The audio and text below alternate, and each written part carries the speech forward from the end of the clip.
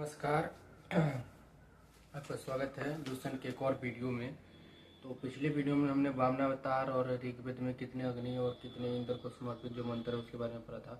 उसके बाद यहाँ पर एक यजुर्वेद के बाद एक छोटा सा यजुर्वेद के लिए एक छोटा सा टॉपिक दिया गया है। इसको हम सरल भाषा में समझते हैं। इसमें लिखा गया है यजुर्वेद के बारे में कि स्वरस्व पाठ के लिए मंत्र तथा बलि के समय अनुपालन के लिए नियमों का संकलन यजुर्वेद कहलाता है। यजुर्वेद क्या है इसके बारे में बताएं।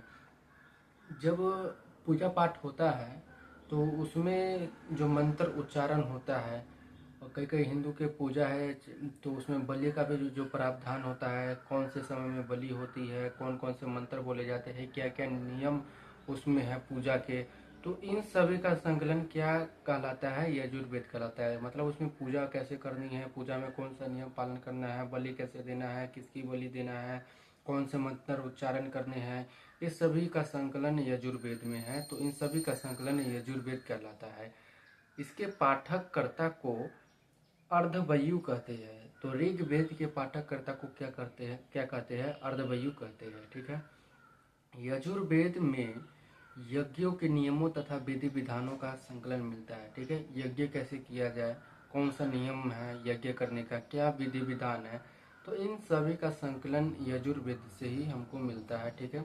यजुर्वेद में इसका संकलन है, कैसे यज्ञ करना है सब हमको यजुर्वेद से पता चलता है। इसमें बलिदान विधि का भी वर्णन, जैसे कि ऊपर ही बता दिया गया कि कैसे बलिदान देना है। पूजा पाठ में जो होता है तो उसमें बकरी की बलि या फिर किसी चीज़ की बलि दी जाती है, तो किस प्रकार बलि देना है, कौन से समय में बलि देना है, क्या क्या नियमानुपालन करना है, उस समय क्या क्या प्रोटोकॉल है।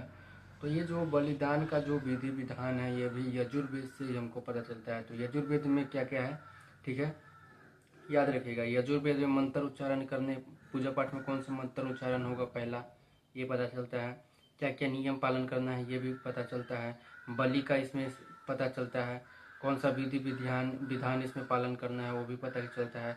ऋग्वेद के जो पाठन करता है उसे कहते हैं अर्धवयु। ऋग्वेद को पढ़ने वाले को क्या कहते हैं, अर्धवयु कहते हैं। ठीक है, ठीक है। और ठीक है, यह एक ऐसा वेद है, मोस्ट इम्पोर्टेंट ध्यान दीजिएगा कि यजुर्वेद एक ऐसा वेद है जो गद्य एवं पद्य दोनों में है। तो गद्य जो डिस्क्रिप्टिव लिखा जाता है, ठीक है, और जो पद्य जो कविता के रूप में लिखा जाता है। तो ऋग्वेद एक ऐसा वेद है जो कि दोनों में, गद्य एवं पद्य दोनों में ये उपलब्ध है। ठीक है, दोनों में इसको लिखा गया है। तो ये था यजुर्वेद के बारे में एक छोटा सा टॉपिक लूसेंट। धीरे धीरे आगे हम बढ़ रहे हैं। इसके बाद सामवेद अगला टॉपिक है। तो वीडियो आपको कैसा लगा आप बताइएगा। धन्यवाद।